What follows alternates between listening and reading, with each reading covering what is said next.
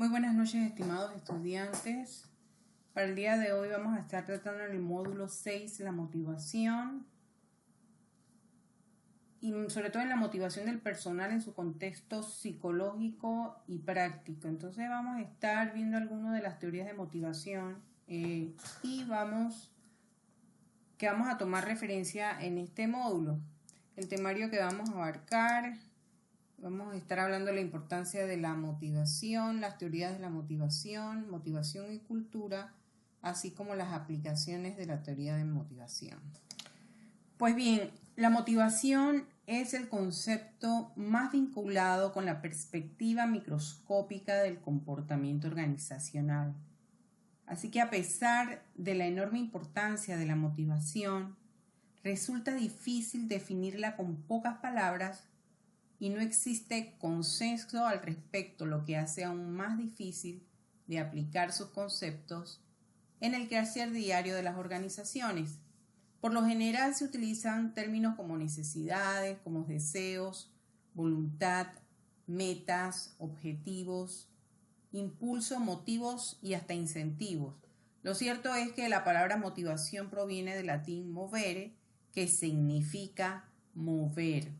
Algunos autores se concentran en ciertos factores que estimulan y dirigen las acciones de las personas. Otros señalan metas a alcanzar. La motivación se clasifica en dos tipos: en motivación intrínseca, es decir, la que proviene de su ser, de nuestro ser, nuestra automotivación y satisfacción personal. Entonces proviene del interior del colaborador y está impulsada por esa satisfacción personal.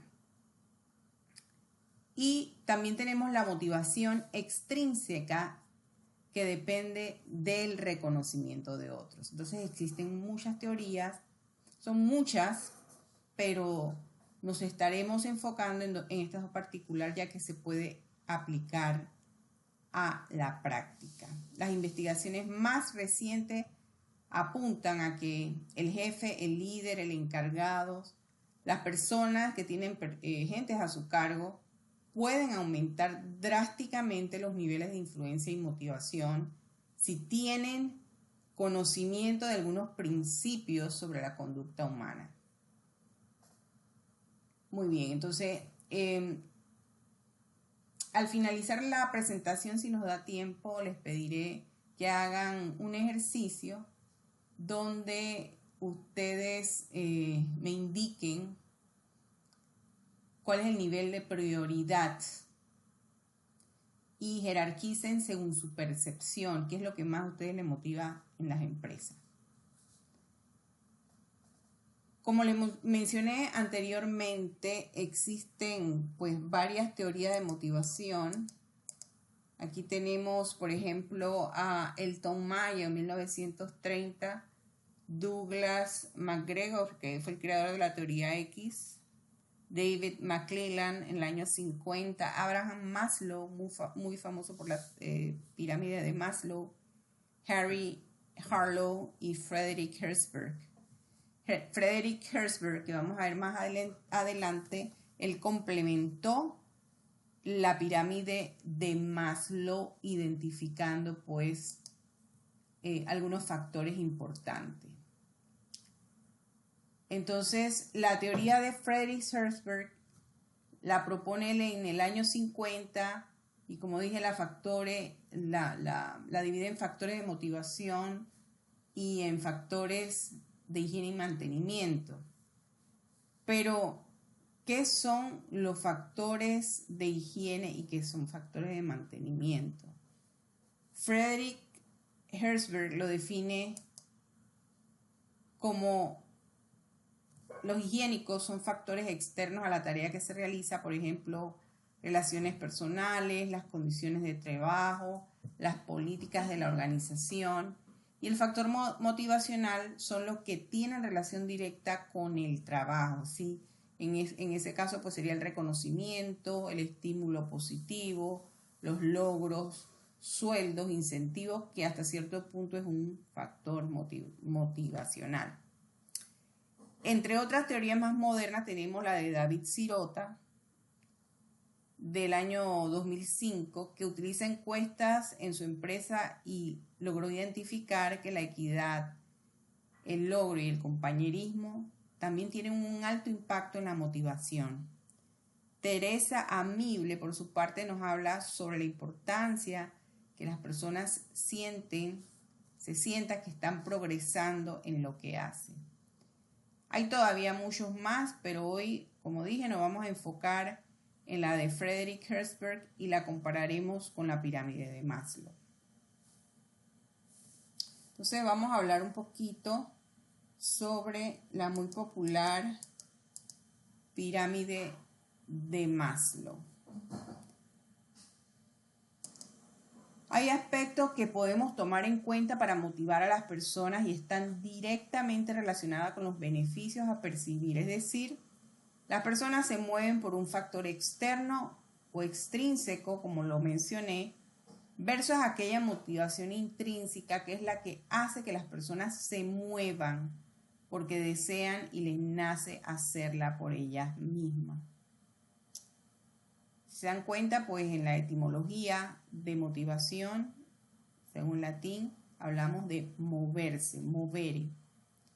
Entonces es aquí donde encontramos el primer elemento clave que el líder o supervisor debe tener en cuenta, pues, para motivar a su personal, y es hacer que las personas se muevan porque ellas quieren y no porque se les está brindando un bono o un incentivo. Y esto es una motivación intrínseca que van a hacer de la persona, y es allí en donde los supervisores siempre deben enfocarse. Entonces ahora sí vamos a la teoría de Maslow. La teoría de Maslow nos ayuda a esclarecer el porqué de la motivación interna, la motivación intrínseca, que es lo más importante para movilizar a las personas. Entonces Abraham Maslow propuso de que las personas se mueven por necesidades. Esto quiere decir que si un supervisor conoce las necesidades de alguno de sus colaboradores, puede motivarlo tomando como referencia esa necesidad. Por ejemplo, si el supervisor sabe por qué uno de sus colaboradores renunció de su trabajo anterior y qué le motivó para cambiarse de trabajo, o conoce, por ejemplo, cuáles son sus motivaciones personales para crecer dentro de la organización, que pueden ser, por ejemplo, sus responsabilidades económicas, pueden ser sus proyectos familiares, puede también ser la educación de sus hijos, seguro que el colaborador va a apreciar y se va a motivar con esa retroalimentación que recibe de su supervisor sobre lo bien que está trabajando y que está cumpliendo con las expectativas que su supervisor o la empresa esperaría de él. Entonces, las felicitaciones de tiempo en tiempo definitivamente van a motivar a ese colaborador. Otro caso pudiera ser que tenga otro colaborador o colaboradora que durante la entrevista final indicó que los motivos para el cambio de empleo era porque se sentía que no era bien tratada o valorada en la empresa en donde laboraba, y que no la incluían en los grupos, que ella era muy activa, pero no la incluían. En ese caso podemos ver que ella lo que está buscando es formar parte de un grupo que la trate bien, que le guste que le incluyan en las actividades más que nada. Y aquí el supervisor, teniendo en cuenta esta información, ¿qué debe hacer? Debe procurar incluirla en las actividades donde le toque organizar eventos con otras personas para que tenga ese mayor contacto. Y con estos dos ejemplos vemos cómo las personas se mueven por diferentes necesidades. Entonces, muchos autores concuerdan de que no existiría motivación si las necesidades fisiológicas de los colaboradores no son satisfechas. Por eso es que la necesidad fisiológica son las que están en primer lugar en esta pirámide, ¿verdad? En la base. Desde otro ángulo, en la pirámide de jerarquía vemos que las necesidades fisiológicas son las de todo el ser humano, que es comer. Nadie va a hacer actividades con hambre o fatiga, porque le va a costar mucho si no ha dormido bien tampoco, si la temperatura no es la adecuada, si no está respirando bien, le va a ser difícil trabajar.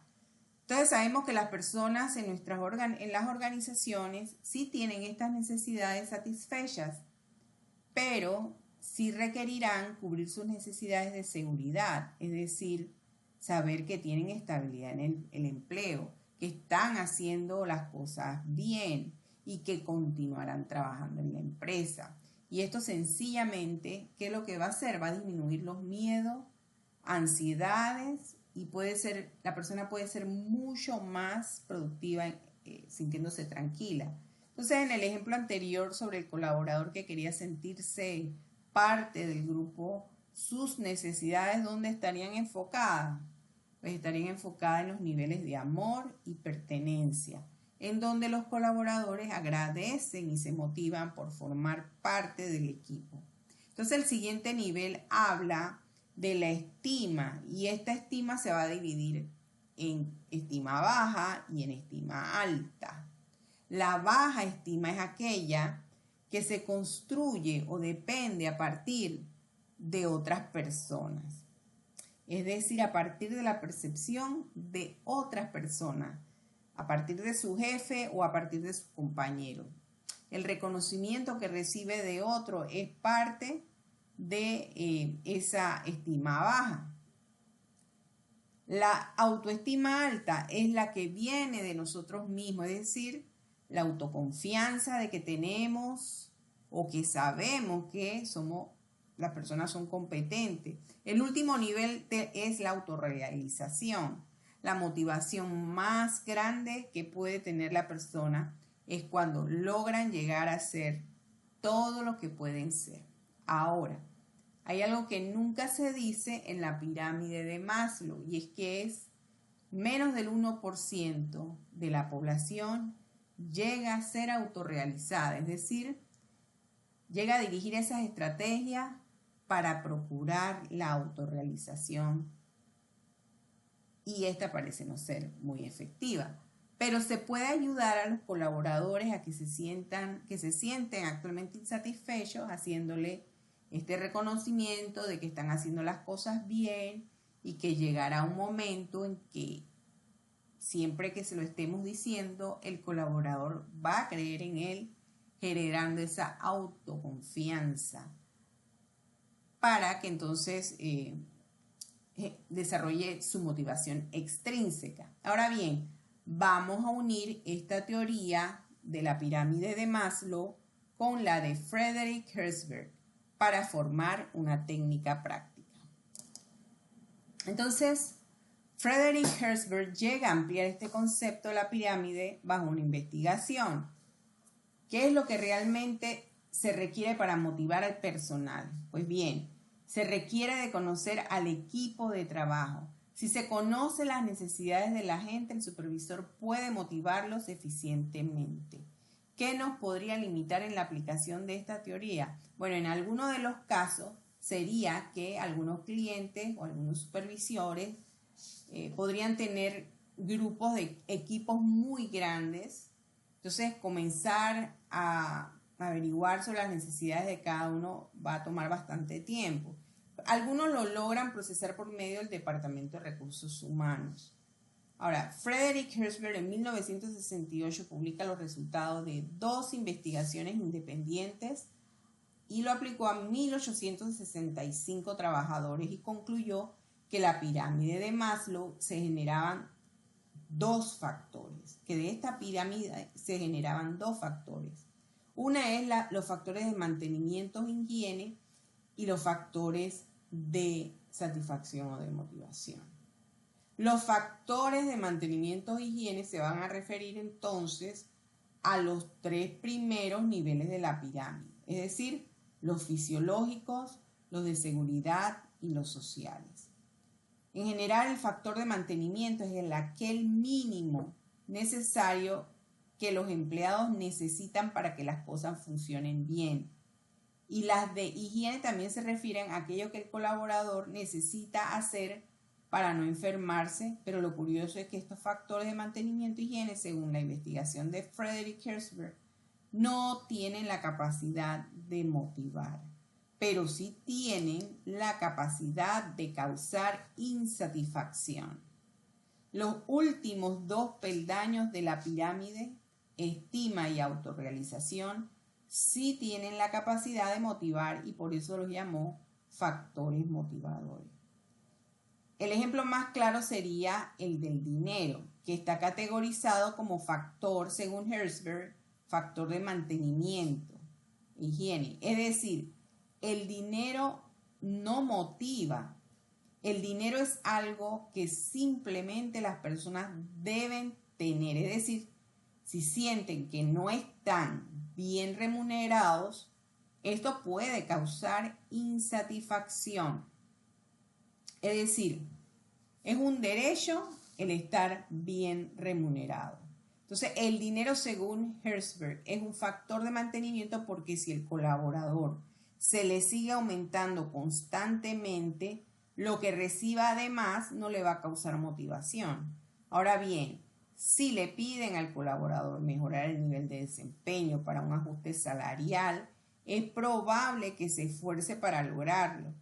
Pero ¿qué pasa con el dinero? Una vez que se haya acostumbrado a recibirlo, es probable que al 6º o 8º mes de haberlo recibido, el colaborador pierda su motivación. Y es por esta razón que Frederick Herzberg concluyó en su estudio que el dinero era un factor de mantenimiento. Ahora bien, las relaciones de amistad, del trabajo, que son agradables, las condiciones laborales, la buena iluminación, equipo de oficina, las políticas de administración, son también factores de mantenimiento o higiene. Es decir, es lo mínimo que necesita el empleado para que no se sienta insatisfecho. Ahora bien, cuando hablamos de factores de motivación, estamos hablando de retos, de oportunidades, de crecimiento, de reconocimiento, o sea, las necesidades de estima y la de autorrealización. Y estos son los factores en los que deben pensar los líderes para armar esa estrategia o un plan de motivación de su equipo. Pero para armar esta estrategia hay que asegurarse de que la empresa cuente ya con los factores de mantenimiento e higiene. Es lo primero. Para armar un plan de motivación duradero en el tiempo hay que evaluar si las estrategias de motivación actuales están dando sus frutos. Si concluyen que no están dando los frutos y los niveles de motivación son bajos, entonces tendrían que revisar si los factores de mantenimiento están bien. En caso contrario, se debe hacer los correctivos respectivos. Aquí hay que seguir. Recuerden que seguir aumentando los bonos y recompensas son factores de mantenimiento y no logran la motivación real de los colaboradores. Así que los expertos en motivación laboral recomiendan dirigir las estrategias a los factores de motivación, el crecimiento, el avance, la responsabilidad del trabajo en sí, el reconocimiento y el logro.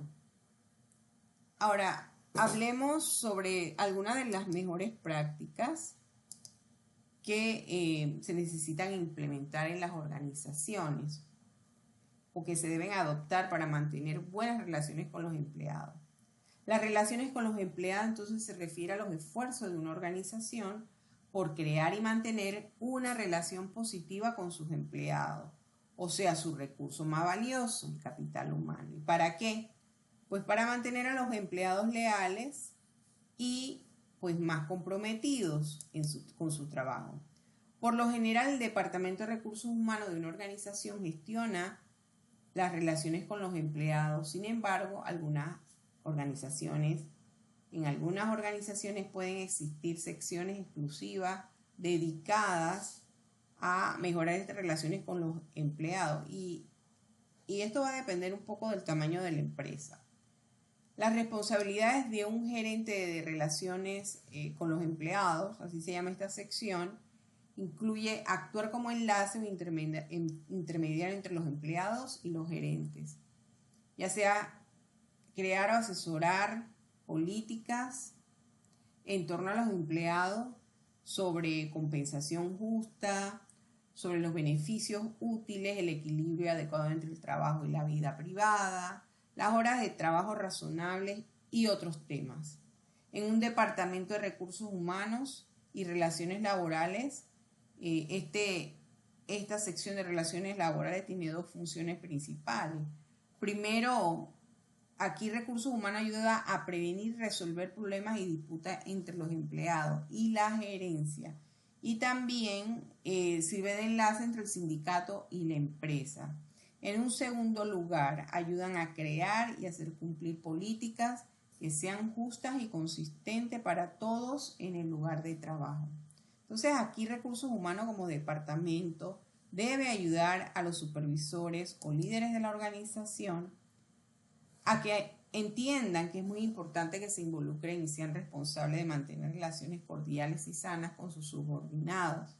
Es muy lamentable que Recursos Humanos se esfuerce por atraer y contratar talentos que tienen altas expectativas de la empresa en donde van a trabajar, pero luego al entrar encuentran otro panorama, y es porque no se ha trabajado de forma sincrónica para recibir a ese nuevo colaborador. Es bien importante que los supervisores o gerentes sean vistos como coaches, que ayudan a las personas a que se sientan cómodas y que realmente exista un ambiente positivo dentro de la organización. Si un supervisor o un gerente no mantiene relaciones cordiales con su equipo de trabajo, entonces esto va a traer mucho problema con la productividad y esto se puede convertir en un colaborador insatisfecho y como consecuencia puede darse demandas por tratos que recibió por parte del jefe. Y otro aspecto último es reforzar el desempeño positivo de los colaboradores y no quedarnos con los negativos. Eso es cuando se da la retroalimentación. El colaborador necesita saber que lo está haciendo bien. Asimismo, cuando el equipo haya alcanzado altos niveles y el supervisor debe proponer entonces metas más grandes, precisamente para evitar que se caiga en la zona de confort. Y por último, y no menos importante, cada vez que se integre un nuevo miembro al equipo y se haga alguna promoción, el supervisor tiene que establecer expectativas claras desde el día número 1. Otro elemento fundamental en las relaciones con los empleados son el establecimiento y la explicación de las diferentes políticas. Entonces, ustedes en algún momento me van a ayudar a identificar o comprender las políticas que tienen en las empresas donde trabajan. Pues bien, entonces aquí hemos terminado el contenido del módulo 6 que habla sobre la motivación y que sigue un hilo conductor sobre los temas tratados anteriormente. Así que nos vemos en nuestra próxima sesión síncrona del miércoles. Hasta pronto.